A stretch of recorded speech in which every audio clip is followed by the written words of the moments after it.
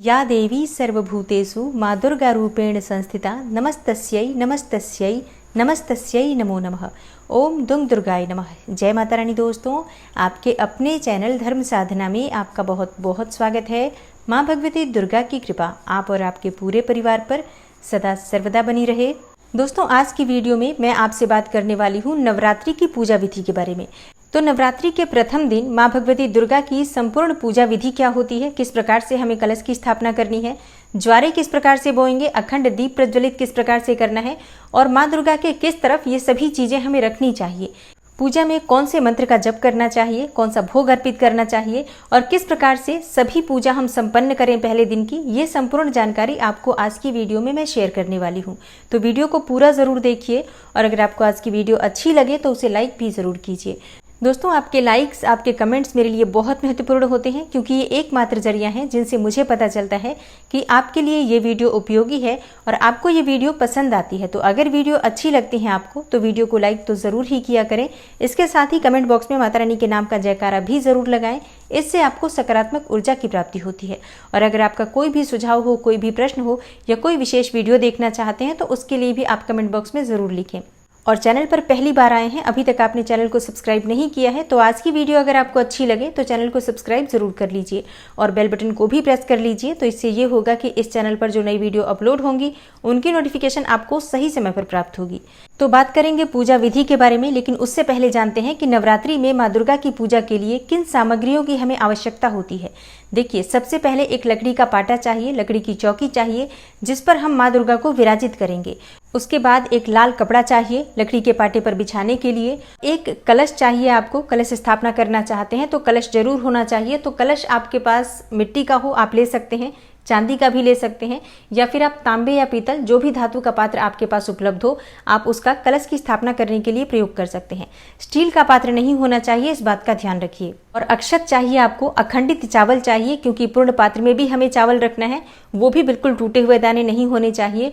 और इसके अलावा कलश के नीचे हमें अष्टदल कमल बनाना है तो उसके लिए भी अखंडित चावल ही चाहिए, इसलिए चावल थोड़ा अधिक मात्रा में लीजिए। उसके बाद आप नारियल लेंगे, जो पानी वाला नारियल होता है वही नारियल हमें पूजा में प्रयोग करना है। और पान का पत्ता, आम का पत्ता, कलश पर लपेटने के लिए आपको लाल चुन्नी चाहिए, कलावा चाहिए और कलश में डालने की जो सामग्री है वो भी आप नोट कर लीजिए। लौंग, इलायची, साबुत हल्दी, सुपारी, इत्र, गुलाब जल, सर्व औषधि, अक्षत, चावल और इसके अलावा सिक्का चाहिए। चांदी का भी सिक्का आप चाहें तो ले सकते हैं या फिर आप नॉर्मल सिक्के भी प्रयोग कर सकते हैं। 1 रुपये या 5 रुपये का सिक्का आप कलश में डाल सकते हैं। तो चांदी का या नॉर्मल सिक्का जो भी आपके पास उपलब्ध हो आप कलश में डालने के लिए उसका प्रयोग कर सकते हैं। अब भगवान गणेश की पूजा के लिए जो सामग्री है उसे नोट कर लीजिए। भगवान गणेश की पूजा सर्वप्रथम की जाती है। आंकड़े के पुष्प चाहिए उनके लिए, अगर आपके पास उपलब्ध हो तो। दूर्वा जरूर होनी चाहिए, पीला जनेऊ चाहिए, पीले पुष्प चाहिए, गुड़हल के पुष्प आप जरूर रखिए माँ दुर्गा को अर्पित करने के लिए। और गुड़हल के पुष्प ना मिले तो ऐसे में आप गुलाब के पुष्प भी ले सकते हैं, जो भी पुष्प आपके पास उपलब्ध हो। तो पीले और लाल फूलों की माला और फूल जरूर होने चाहिए पूजा में।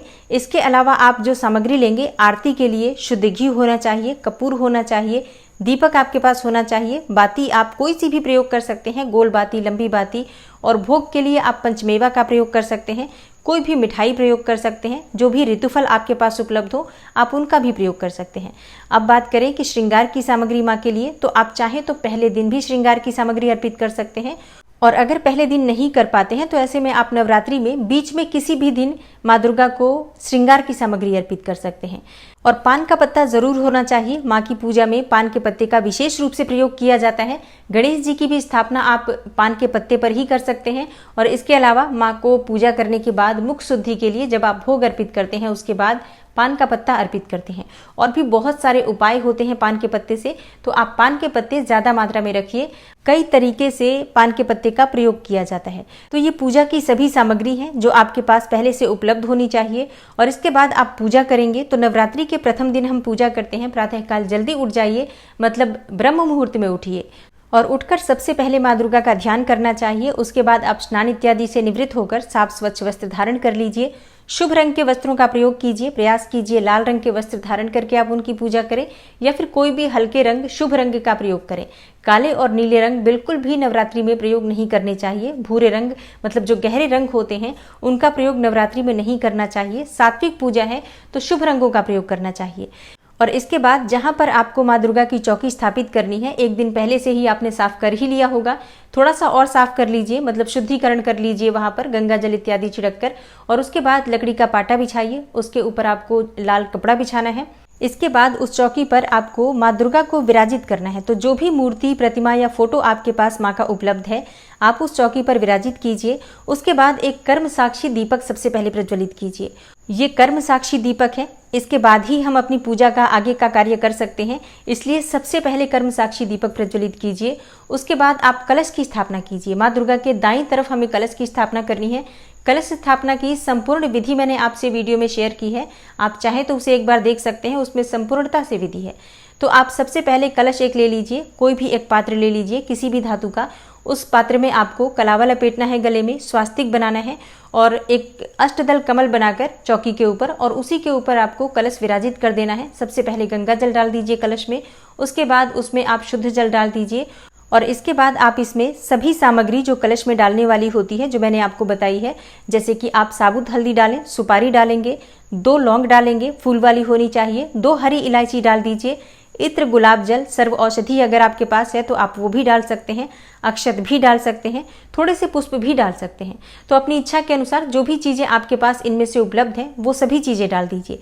सबसे ज़रूरी है लौंग डालना और इलायची, साबुत हल्दी, सुपारी, ये 4 चीज़ें ज़रूर होनी चाहिए। एक सिक्का होना चाहिए, मतलब ये 5 चीज़ें ज़रूर होनी चाहिए कलश में। इसके अलावा आप और कुछ डालना चाहते हैं तो वो आपकी अपनी इच्छा पर निर्भर करता है। और कलश में सामग्री डालने के बाद आपको कलश के ऊपर एक पंच पल्लव रखना है, उसके ऊपर एक पूर्ण पात्र रखेंगे, मतलब एक ढक्कन रख दीजिए। किसी भी तरह का पात्र होना चाहिए, कोई प्लेट या कटोरी, जिससे कि हम कलश को ढक देते हैं। और इसमें आपको चावल रखना है भरकर, आप चाहें तो गेहूँ भी रख सकते हैं, जौ भी रख सकते हैं, मतलब अन्न हमें रखना चाहिए इसमें। इससे घर में सुख समृद्धि बढ़ती है और घर में संपन्नता आती है, किसी भी प्रकार से अन्न धन का अभाव नहीं रहता, इसलिए पूर्ण पात्र रखा जाता है। और पूर्ण पात्र के ऊपर आपको नारियल रखना है, नारियल का मुख आपकी तरफ होना चाहिए, इस बात का ध्यान रखिए। और नारियल पूर्ण पात्र पर रखने से पहले उस पर आप स्वास्तिक बना लीजिए। इसके बाद थोड़ा सा कलावा लपेट सकते हैं, या आपके पास अगर चुन्नी है लाल रंग की तो आप लाल चुन्नी लपेट सकते हैं, या आपके पास अगर लाल रंग का कोई वस्त्र हो तो वो भी आप नारियल पर लपेट सकते हैं। मतलब कुछ ना कुछ जरूर होना चाहिए नारियल के ऊपर, खाली नारियल नहीं रखना चाहिए। तो कलश पर नारियल रखने के बाद एक बार अच्छे से कलश को देख लीजिए कि कहीं हिल नहीं रहा, या फिर आप स्थापित करें उसके बाद गिर न जाए, सभी चीजें अच्छे से व्यवस्थित हो जाएं। उसके बाद सभी देवी देवताओं का ध्यान करते हुए सबका आवाहन कीजिए कि हे सर्व देवी देवता, मैं आज से नवरात्रि में माँ दुर्गा की आराधना करने जा रही हूँ। पूजा मेरी निर्विघ्न पूर्ण हो और मेरी मनोकामना पूर्ण हो, इसके लिए आप सभी देवी देवता इस कलश में विराजित हो और मेरी पूजा को निर्विघ्न संपूर्ण करने में मेरी मदद करें।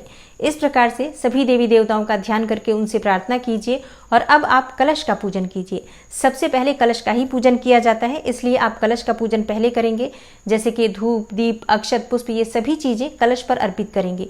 ऊपर से ही अर्पित करेंगे, मतलब थोड़ा सा पहले जल गिरा दीजिए, हल्का सा फूल से या चम्मच से।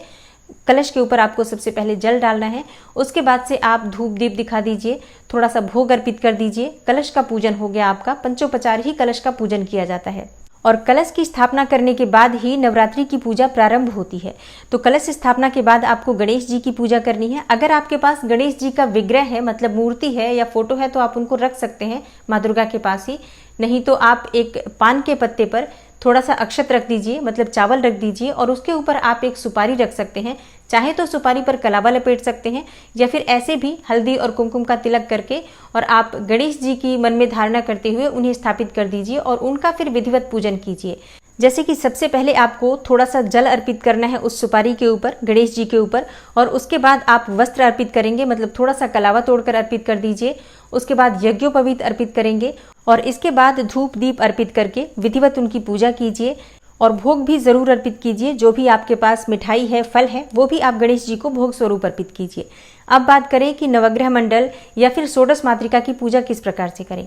तो देखिए, अगर आप नवग्रह बना पाते हैं तो बहुत आसानी से बन जाता है। आप 9 जगह थोड़े थोड़े से चावल रख दीजिए, उसके ऊपर आप सुपारी रख सकते हैं या फिर आप सूखे मेवे भी रख सकते हैं और इसी प्रकार से आप षोडश मातृका भी बना सकते हैं। लेकिन अगर आप नहीं बना पाते हैं तो ऐसे में आप एक छोटा सा पात्र ले लीजिए, मतलब कोई भी प्लेट ले लीजिए।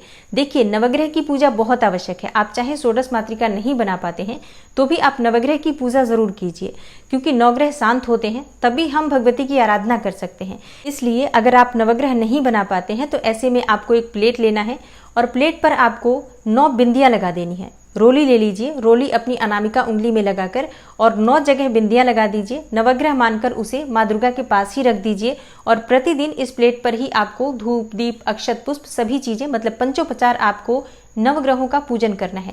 सभी ग्रहों का ध्यान आप कर सकते हैं और अगर आपको मंत्र आता है नवग्रह का तो आप मंत्र भी पढ़ सकते हैं। तो आपने कलश का पूजन कर लिया, भगवान गणेश जी का पूजन कर लिया और इसके बाद आपने नवग्रह का भी पूजन कर लिया। अगर आपने षोडश मातृका बनाया है तो षोडश मातृका का भी पूजन कर लीजिए। उसके बाद भगवती दुर्गा की आराधना करते हैं।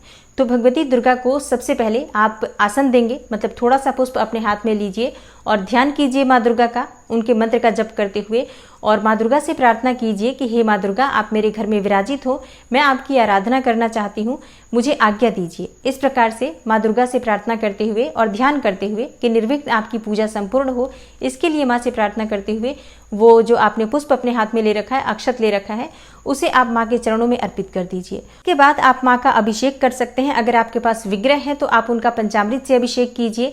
उसके बाद शुद्ध जल से उनका अभिषेक करके और उन्हें लाल वस्त्र धारण करवाइए। और अगर आपके पास विग्रह नहीं है, मतलब मूर्ति नहीं है माँ दुर्गा की, फोटो से आप पूजा कर रहे हैं, तो फोटो पर भी आपको पुष्प से थोड़ा सा पंचामृत अर्पित करना है। उसके बाद एक कपड़े से उसे साफ कर दीजिए। उसके बाद थोड़ा जल अर्पित कीजिए और उस जल को भी कपड़े से साफ कर दीजिए और कलावे के स्वरूप में आप थोड़ा सा वस्त्र दे सकते हैं उन्हें और लाल चुन्नी अवश्य रखिए माँ को अर्पित करने के लिए।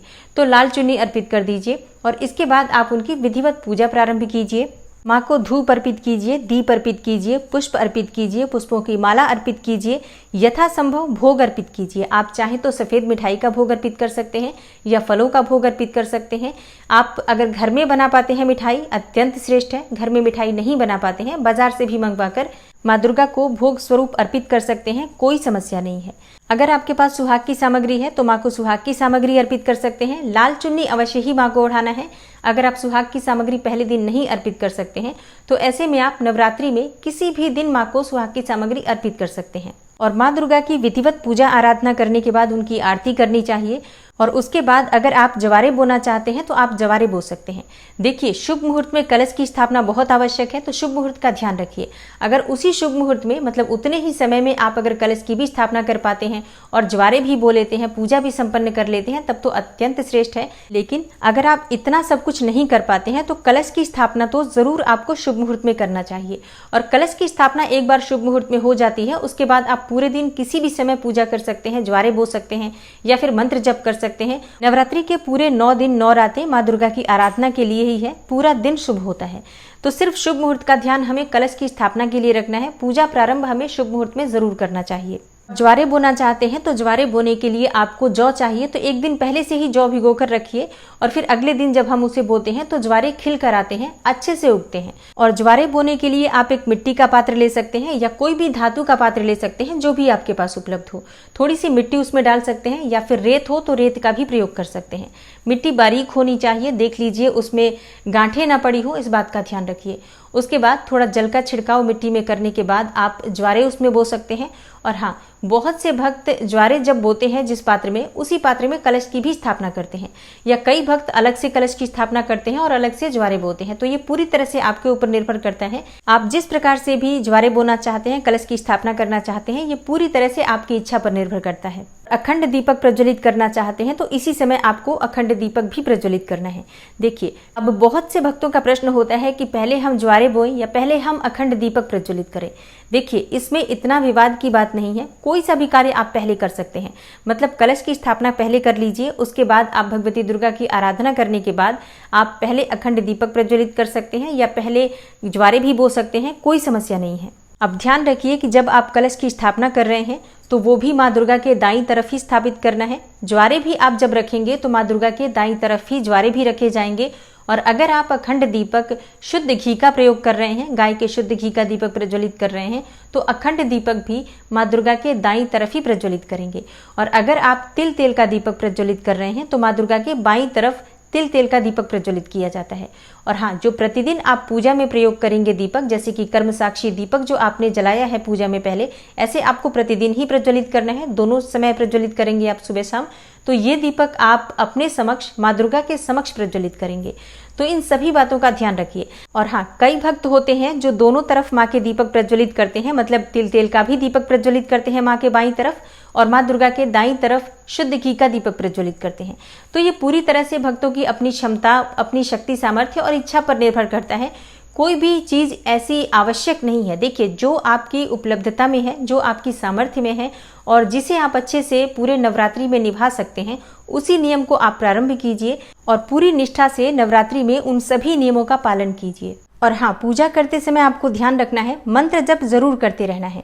पूजा की तैयारियां जब आप कर रहे हैं तब भी आप मंत्र जप करते रहेंगे। माँ दुर्गा के किसी भी मंत्र का जप आप कर सकते हैं। ओम दुम दुर्गाय नमः या नवारण मंत्र का जप कर सकते हैं, या सर्व मंगल मांगल्ये शिवे सर्वार्थ साधिके शरण्ये त्र्यंबिके गौरी नारायणी नमोस्तुते, इस मंत्र का आप जप कर सकते हैं। किसी दूसरे श्लोक का भी पाठ आप कर सकते हैं। अपनी इच्छा के अनुसार जिस भी मंत्र का उच्चारण आप अच्छे से कर पाते हैं, उस मंत्र का जप करते हुए पूजा की तैयारी कीजिए और पूजा को संपूर्ण कीजिए मंत्रोच्चारण के द्वारा। मौन रहकर कभी भी पूजा नहीं करनी चाहिए, इस बात का ध्यान रखिए।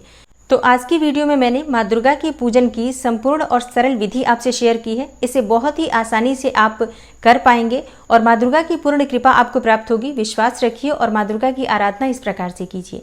और हाँ, प्रतिदिन नवरात्रि की पूजा विधि की वीडियो तो आपको चैनल पर मिलेगी ही, जैसे कि प्रतिदिन आपको किस भगवती दुर्गा के स्वरूप की आराधना करनी है, कौन से मंत्र का जप करना है, किस रंग के वस्त्र धारण करने हैं, कौन सा भोग अर्पित करना है, ये संपूर्ण जानकारी आपको जरूर मिलेगी चैनल पर। और एक दिन पहले ही आपको वीडियो मिल जाया करेगी, तो आप चैनल से जुड़े रहिए। और हाँ, अगर नोटिफिकेशन नहीं पहुंचता है तो ऐसे में आप चैनल पर जाकर सर्च करके इनबॉक्स में भी देख सकते हैं। तो आप सभी की नवरात्रि शुभ हो, माँ दुर्गा की कृपा आपको प्राप्त हो। मेरी तरफ से आप सभी को नवरात्रि की मंगल शुभकामनाएं। मैं मिलती हूँ आपसे अगली वीडियो में, तब तक के लिए नमस्कार।